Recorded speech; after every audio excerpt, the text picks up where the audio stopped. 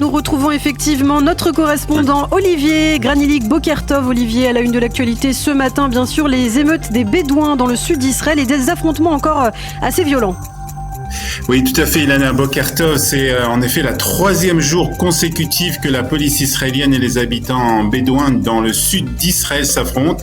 Bilan de la soirée d'hier, 12 personnes blessées à quelques kilomètres de la ville de Beersheva et 13 arrestations effectuées par les forces de sécurité. Par ailleurs, 21 personnes ont été arrêtées du côté de Rahat et de Tel Sheva.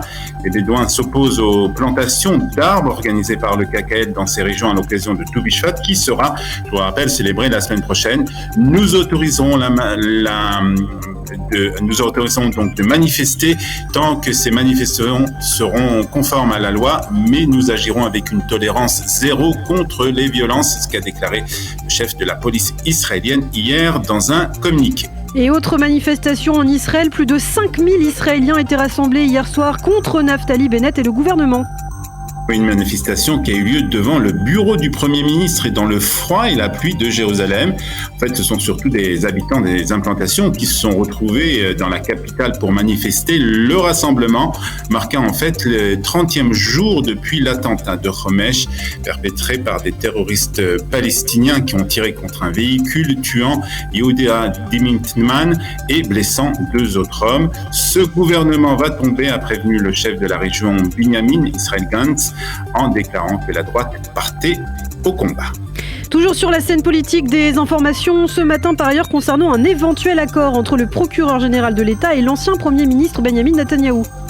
Oui, c'est bien sûr dans les différentes affaires de corruption dans lesquelles Benjamin Netanyahou est inculpé. Selon la chaîne 12, la chaîne de télévision israélienne, le procureur est prêt à classer l'une des affaires, l'affaire 2000, dans laquelle l'ancien Premier ministre est accusé d'avoir tenté d'obtenir une couverture médiatique positive dans le Yediot Aharonot.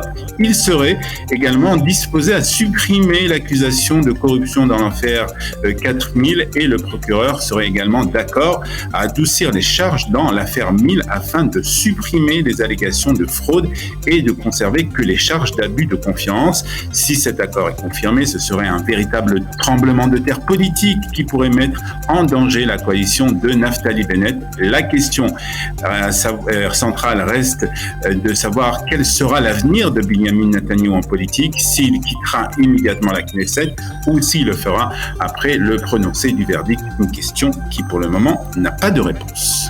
Un mot de la crise sanitaire en Israël avec des chiffres qui continuent d'augmenter. Oui, 48 311 nouveaux cas ont été testés positifs hier en Israël. Un taux de reproduction, le taux R, qui s'approche de 2 avec 1,91 pour être tout à fait juste. 289 malades qui sont hospitalisés en raison du coronavirus dans les hôpitaux israéliens, dont 89 qui sont dans un état grave. Et puis d'ailleurs, Olivier, un sous-variant de l'Omicron a été détecté en Israël. Oui, ce sous-variant s'appelle BA2 et selon les premières informations, BA2 aurait encore plus de mutations que l'Omicron lui-même, déjà très contagieux.